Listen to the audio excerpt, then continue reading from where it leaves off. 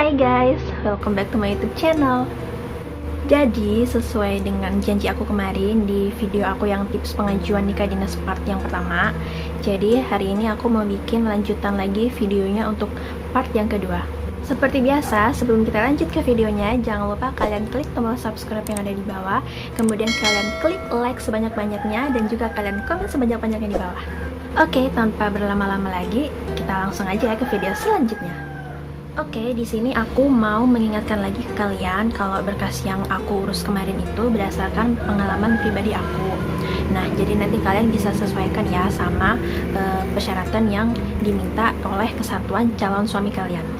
Oke, berkas yang pertama yang harus kalian persiapkan yaitu untuk pengurusan sampul D. Nah, untuk pengurusan sampul D ini sendiri, nanti kalian bakalan dikasih surat pengantar dari kesatuan calon suami kalian. Nanti calon suami kalian itu bakalan kirim surat pengantarnya ke kalian. Nah, setelah kalian udah terima surat pengantar, nah kalian baru bisa ngurus ke Koramil sama ke Kodim. Kemarin itu kalau pengalaman aku dapat surat pengantarnya itu dua. Yang pertama itu surat pengantar untuk Koramil dan surat pengantar untuk Kodim. Tanpa surat pengantar dari kesatuan calon suami kalian nggak bakalan bisa tuh ngurus yang namanya sampul D. Jadi harus nunggu surat pengantar dulu ya, yang bakalan dikirim dari kesatuan calon suami kalian ke kalian. Nah, kira-kira persiapan apa aja sih yang harus kita persiapkan sebelum kita ke Koramil sama ke Kodim? Nah, yang harus kalian persiapkan yaitu KTP kalian. Dan juga kalau pengalaman aku kemarin itu, aku didampingi sama kedua orang tua aku. Jadi kedua orang tua aku itu juga bawa KTP-nya masing-masing. Nah, untuk berkas yang kedua, kalian harus persiapkan akte kelahiran kalian. Untuk akte kelahiran ini, kemarin aku persiapkan yang fotokopiannya dengan yang aslinya juga. Kenapa aku siapkan yang aslinya juga?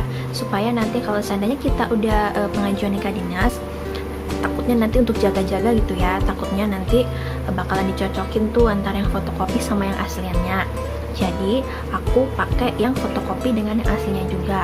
Dan jangan lupa kalian untuk selalu menjaga berkas asli kalian ya, jangan sampai hilang.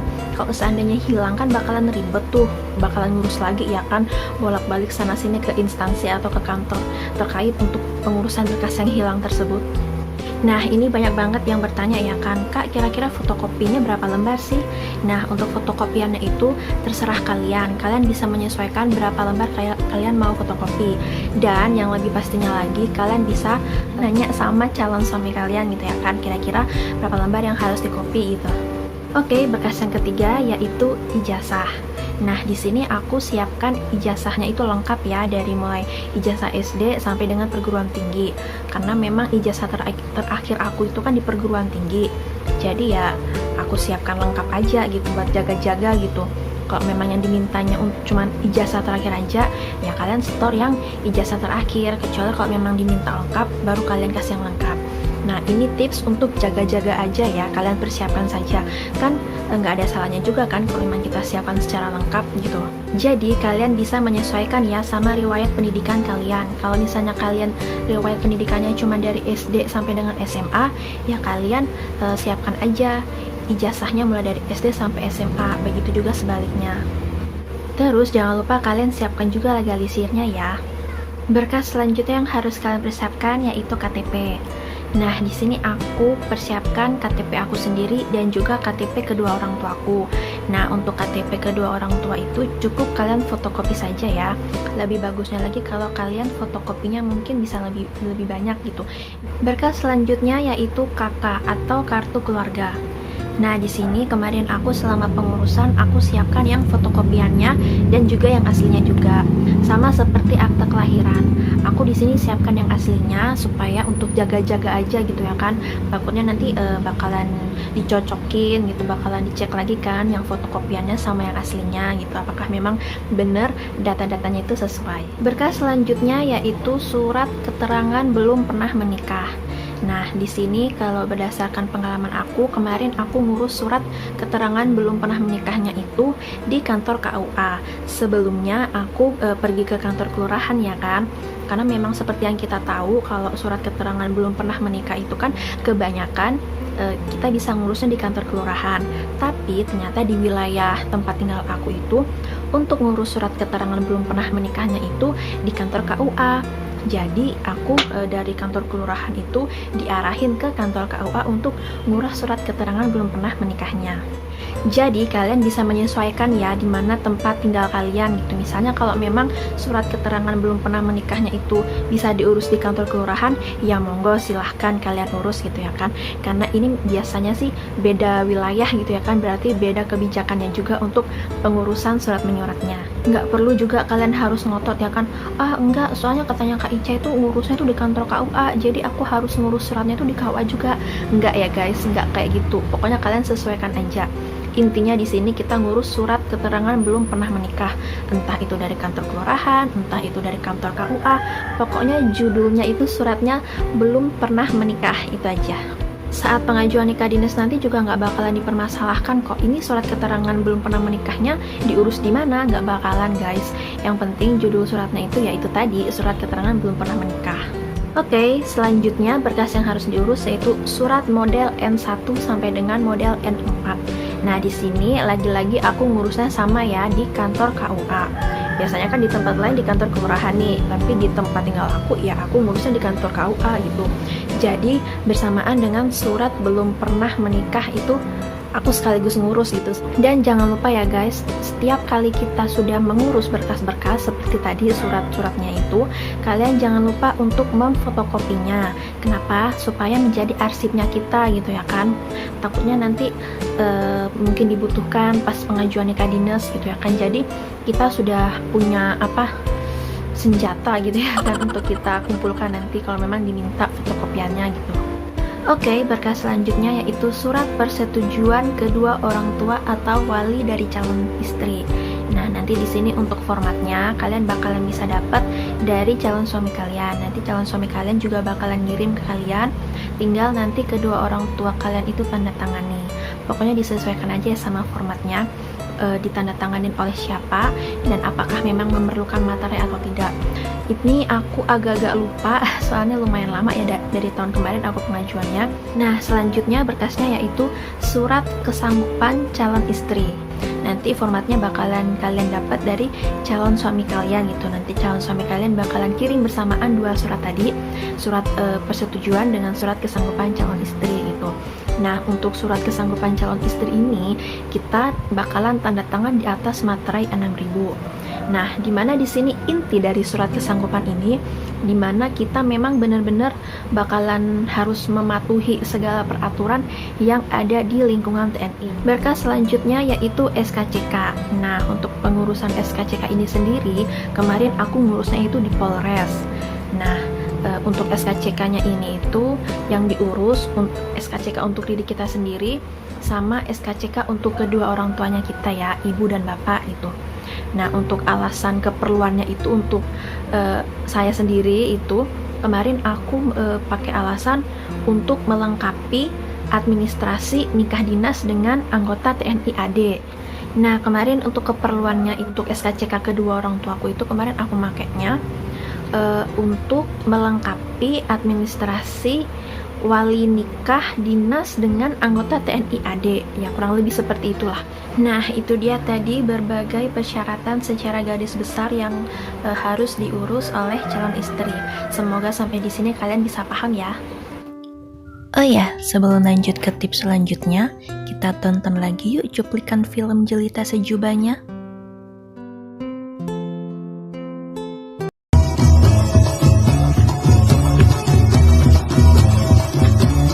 Udah difotokopi belum?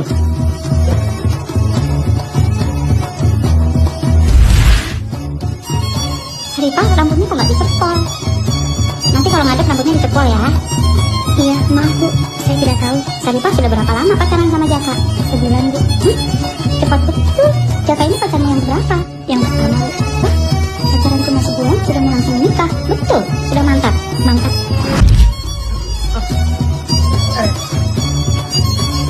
Seribu aja Pak, Bu. Halo? Siap. Siap. Jenengan menyampaikan untuk saat ini komandan masih di Jakarta dan siang ini belum bisa kembali. Sarifah, betul kamu sudah mantap menerima Letu Jaka Gunapriatnya sebagai suamimu? Nah, itu dia proses menghadap di kesatuan. Semoga ada gambaran ya pas pengajuan nikah dinas nanti. Oke, kita lanjut lagi ke tips selanjutnya. Tips yang ketiga ini, selain kalian melengkapi berkas administrasi, setelah itu kalian bakalan dihadapkan dengan beberapa tes yang harus kalian lalui. Nah, kalau berdasarkan pengalaman aku kemarin itu, aku pertama kali tesnya itu yaitu pemeriksaan kesehatan atau biasa disebut dengan RIKES. Kemudian yang kedua itu tes bintal atau pembinaan mental. Kemudian yang terakhir itu tes LIPERS atau penelitian personal. Nah, ini nanti kalian bisa menyesuaikan di kesatuan calon suami kalian ya kan. Misalnya mungkin di kesatuan calon suami kalian mungkin proses yang pertama itu bintal dulu, kemudian yang kedua RIKES. Nah, di situ kalian bisa menyesuaikan aja, tapi yang penting prosesnya itu tetap sama. Untuk penjelasan dari masing-masing proses tersebut, kalian bisa tonton video aku yang ini. Soalnya aku udah pernah bikin video sebelumnya ya, jadi kalian bisa nonton aja kira-kira detail dari tiap-tiap prosesnya itu seperti apa. Nah, pada proses tahapan ini kalian sudah bisa memakai baju PSK Persib ya, tapi yang tanpa rencana. Nah, ketika kalian sudah menggunakan baju PSK Persib, berarti kalian harus ikut aturan untuk penggunaan baju tersebut. Untuk penggunaan baju PSK Persib bagi yang tidak berjilbab, itu untuk rambutnya kalian tidak bisa mengurainya seperti biasa gitu ya kan, atau mau bikin model kayak gimana menurut kalian itu nggak bisa. Pokoknya ketentuannya itu kalau yang tidak berjilbab rambutnya harus dicepol dengan menggunakan jepitan warna hitam polos. Kemudian untuk yang tidak berjilbab juga, kalau seandainya kalian mau pakai anting-anting, kalian harus memakai anting-anting tusuk yang bentuknya seperti mutiara. Kemudian untuk yang berjilbab, kalian bisa menyesuaikan dengan jilbab yang sudah disediakan ya. Jadi kalian nggak boleh memakai jilbab selain jilbab yang sudah disediakan. Misalnya nih, kalian pengen banget pakai jilbab segitiga atau pakai jilbab pasmina, itu nggak bisa ya. Pokoknya kalau kalian udah memakai baju PSK Persib, berarti kalian harus mengikuti aturan penggunaan untuk baju PSK Persib tersebut. Kemudian untuk yang memakai jilbab lagi nih, kalau seandainya kalian memakai dalaman jilbab ya kan, atau biasa disebut dengan ciput, kalian juga bisa memakainya tetapi dengan warna hitam polos ya. Ingat, pokoknya warnanya harus hitam polos. Dan juga untuk aksesoris seperti jam tangan, kalian juga nggak bisa pakai warna-warni ya. Kalian harus tetap memakai jam tangan yang itu warnanya hitam polos. Ingat, saya tekankan lagi, pokoknya warnanya hitam polos. Oh ya, buat kalian supaya nggak bingung-bingung kan gimana sih untuk penggunaan seragam Persibnya, nah kalian bisa langsung aja tonton video yang sudah aku bikin yang kayak gini. Pokoknya jangan sekali-sekali kalian memakai warna-warna yang lain ya, seperti warna pelangi gitu. Jangan sampai nanti kalian bakalan dapat teguran nantinya. Nah, untuk ketentuan berdandannya nih yang harus kalian perhatikan juga. Pokoknya kalian itu harus dandan yang rapi ya, dan nggak boleh berlebihan alias yang menor. Iya kali gitu kalian dandan yang menor ya kan, alis sebelah kanan merah, alis sebelah kirinya kuning gitu kan, nggak mungkin kayak gitu. Karena memang tujuan kalian itu kan mau pengajuan nikah dinas, bukan mau pergi kondangan. Ingat ya, jangan sampai nanti kalian bakalan dapat teguran. Ini yang paling gak kalah pentingnya ya, untuk baju PSK Persibnya itu sendiri, kalian bisa beli di kesatuan calon suami kalian. Ingat ya, belinya itu gak bisa di sembarangan tempat. Kenapa? Karena memang baju PSK Persib itu dia memang sudah ada ketentuannya gitu ya kan, kira oh modelnya tuh seperti ini, jaraknya itu kayak gini antar kancing, terus kancingnya itu jumlahnya kayak berapa. Itu sudah ada aturan penggunaannya gitu. Jadi jangan sampai kalian udah beli baju PSK di luar, kemudian gak sesuai dengan aturan, itu bakalan kalian beli lagi loh. Jadi untuk jaga-jaga kalian bisa belinya di kesatuan calon suami kalian. Nah, biasanya ini bisa didapat di bagian seksi ekonomi Persib. Nah, di situ kalian bisa beli paketnya, satu paket gitu, maksudnya baju PSK Persib, kemudian jilbab untuk yang berjilbab, dan juga sepatu dan tasnya juga. Dan juga mungkin kalian ada yang pengen banget untuk jahit baju PSK Persitnya itu sendiri gitu ya kan, sesuai dengan ukuran badan kalian, itu boleh-boleh saja. Tapi dengan poin yang tadi aku udah kasih tahu, kalian harus beli kainnya itu di tempat yang memang benar-benar istilahnya terpercaya ya kan, yang sesuai dengan aturan gitu. Mungkin dari segi bahannya gitu ya kan, takutnya nanti bahannya berbeda dengan yang biasanya dipakai sesuai dengan aturan gitu. Terus untuk mencari penjahitnya juga itu nggak bisa sembarangan. Kalian harus mencari penjahit yang memang dia istilahnya udah sering banget menjahit baju model PSK Persit gitu ya kan. Oke, tips yang terakhir ini, setelah kalian sudah melalui beberapa tahapan proses tadi, nah kalian bakalan menghadap ke pejabat tinggi yang ada di kesatuan calon suami kalian. Oke, di tahap ini kalian berdua bakalan menemui pejabat tinggi yang ada di kesatuan calon suami kalian. Nah, nanti beliau-beliau ini yang akan mengarahkan kalian gimana caranya untuk menjadi persit yang baik, terus menjadi istri untuk mendukung segala sesuatu yang dikerjakan oleh suami.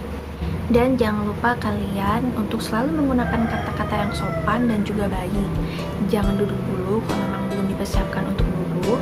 Jangan lupa untuk selalu mengucapkan terima kasih kalau seandainya kalian sudah dipersilahkan untuk makan dan minum, dan juga berpamitan untuk pulang.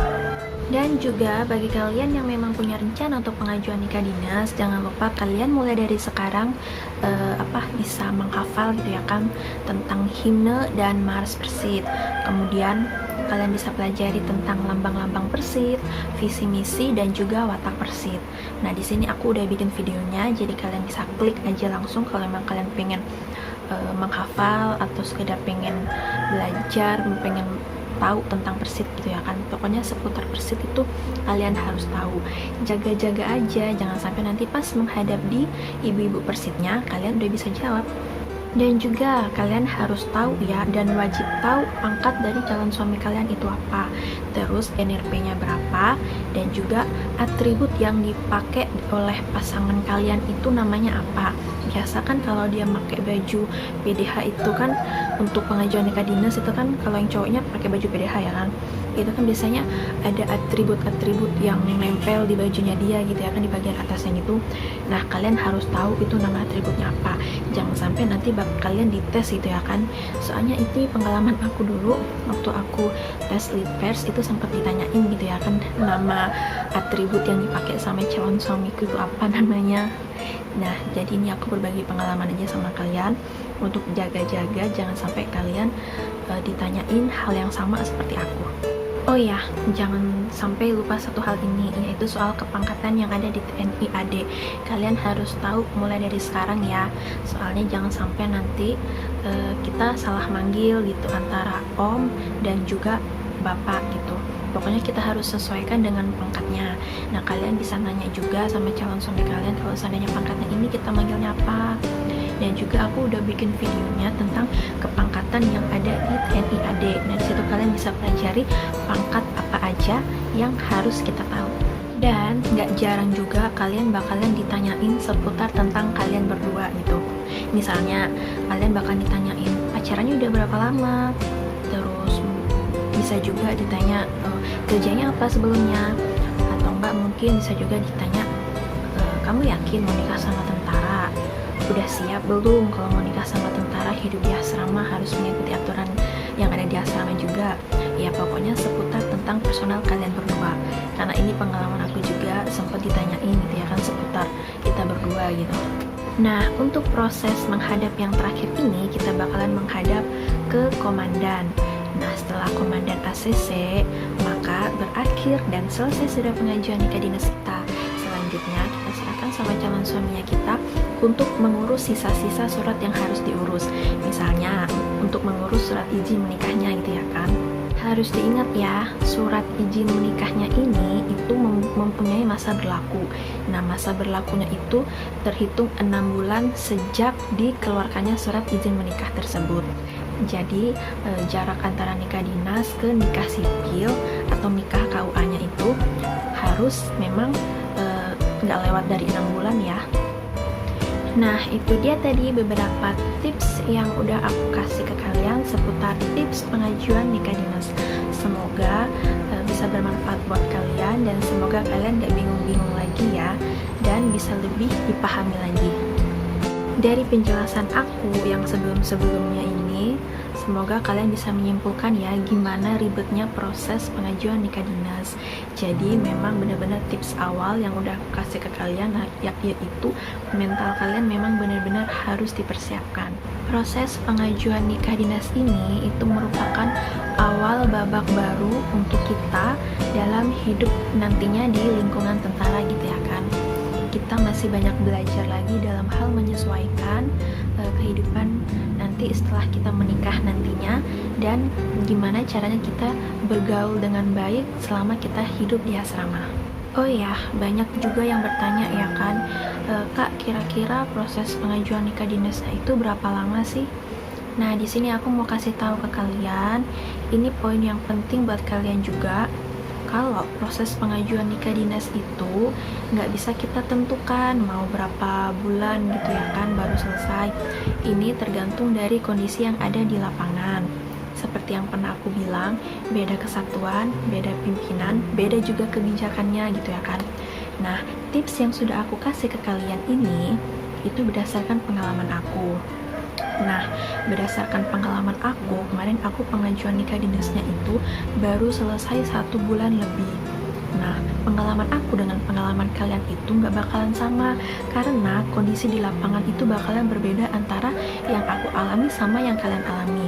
Jangan sampai nanti pas kalian pengajuan nikah dinasnya mungkin kalian lebih cepat gitu ya kan daripada aku. Mungkin bisa 2 mingguan kalian udah selesai ya kan, atau mungkin lebih lama dari aku bisa 2 bulan gitu. Nah, itu tadi yang harus kalian pahami. Nah, setelah kalian udah dapat surat izin menikah, nah itu surat izinnya bisa kalian setor langsung untuk mendaftarkan pernikahan kalian di kantor KUA. Nah, setelah kalian udah sah menjadi pasangan suami istri, maka kalian sudah bisa termasuk menjadi organisasi dari Ibu-Ibu Persib. Pokoknya tetap semangat bagi yang mau pengajuan nikah dinas. Semoga segala prosesnya dilancarkan. Sebisa mungkin selama pengajuan nikah dinas itu kalian harus menghindari yang namanya pertengkaran ya kan, karena memang ini sensitif banget gitu. Karena memang beberapa kali kita harus bolak-balik sana sini, kita harus fotokopi berkas yang banyak, menyita banyak waktu gitu ya kan. Mungkin kadang sampai kita telat makan dan sebagainya gitu ya. Pokoknya jalanin aja setiap prosesnya, nikmati aja setiap prosesnya, dan itu bakalan menjadi kenangan dan cerita panjang yang bakalan kalian kenang selama-lamanya. Sama seperti yang aku rasakan sekarang setelah aku melewati segala proses pengajuan nikah dinas kemarin. Akhirnya ada satu hal yang memang bisa aku ceritakan dan bisa aku sharing pengalaman ke kalian gitu. Jadi ya memang selamanya sih pengajuan nikah dinas itu menyeramkan gitu. Terkadang kalau kita mengingatnya lagi itu lucu juga gitu, gimana perjuangannya kita gitu ya kan untuk menjadi ibu Persib itu. Oke, sekian video hari ini dan kita akan kembali lagi ke next video selanjutnya. Dadah.